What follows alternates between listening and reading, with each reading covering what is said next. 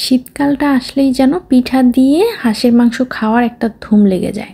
তাই আজকে খুব মজা করে আপনারা কিভাবে হাঁসের মাংস রান্না করতে পারবেন বাসায় সেই রেসিপিটাই তৈরি করে দেখাচ্ছি।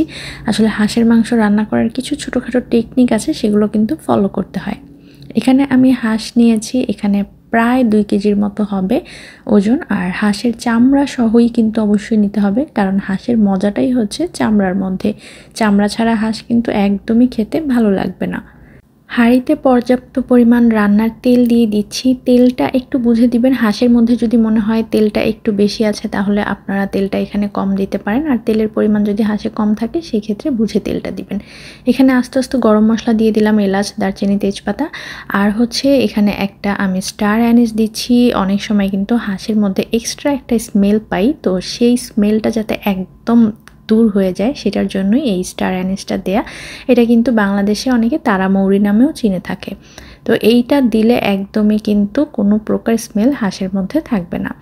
এরপরে হচ্ছে 1 কাপ ভরে ভরে পেঁয়াজ কুচি দিয়ে দিলাম। এখন হচ্ছে পেঁয়াজটাকে নরম হওয়া পর্যন্ত ভেজে নিতে হবে। যতক্ষণ না পেঁয়াজটা নরম হয়ে যায় ততক্ষণ ভেজে নিচ্ছি। পেঁয়াজটা যখন নরম হয়ে গিয়েছে তখন এখানে 1 টেবিল চামচ পরিমাণ আদা বাটা আর 2 চা চামচ পরিমাণ দিয়ে দিচ্ছি রসুন বাটা। এরপরে সামান্য একটু পানি দিয়ে দিচ্ছি যাতে আদা রসুনের কাঁচা গন্ধটা চলে যেয়ে আদা রসুনটা খুব ভালোভাবে কষা যায়। এরপরে হচ্ছে এখানে আমি এখন সব মশলাগুলো অ্যাড করব। হলুদের গুঁড়ি দিয়েছি প্রায় হবে আধা টেবিল চামচের মতো, লাল মরিচের গুঁড়ি দিয়ে দিচ্ছি এখানে 2 টেবিল চামচের মতো। আমি একটু ঝাল খেতে পছন্দ করি, এই জন্য আমার প্রেফারেন্স অনুযায়ী দিচ্ছি, আপনারা আপনাদের পছন্দ অনুযায়ী দিয়ে নেবেন। ধনিয়ার গুঁড়া 1 টেবিল চামচ, জিরার গুঁড়া 1 টেবিল চামচ, লবণ দিয়ে দিচ্ছি এখানে স্বাদ মতো। এবার হচ্ছে মশলাটাকে খুব ভালো করে কষিয়ে নিতে হবে।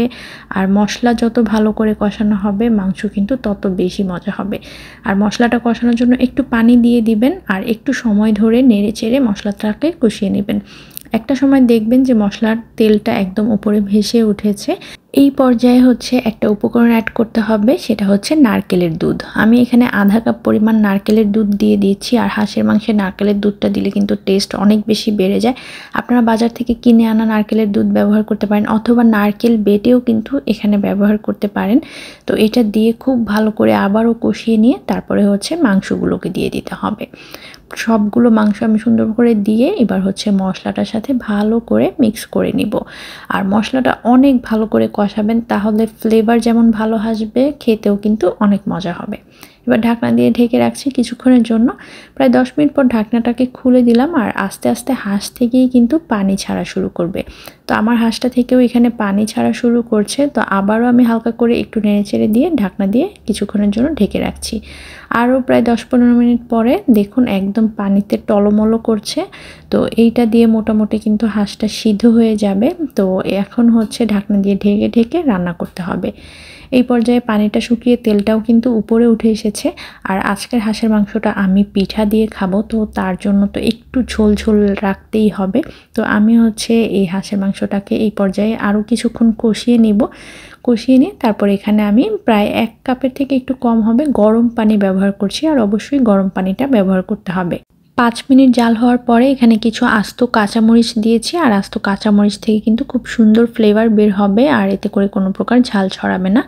তো আবারও প্রায় 5-10 মিনিট আমি এরকম ঢাকনা দিয়ে ঢেকে হালকা করে নেড়েচেড়ে নিয়েছি। তারপরে হচ্ছে যখন হয়ে যাবে, আর আমি এরকমই ঝোল রাখবো যেহেতু পিঠা দিয়ে খাবো, তো চুলা থেকে নামানোর আগে এখানে আধা টেবিল চামচ পরিমাণ গরম মশলার গুঁড়ি দিয়ে দিচ্ছি।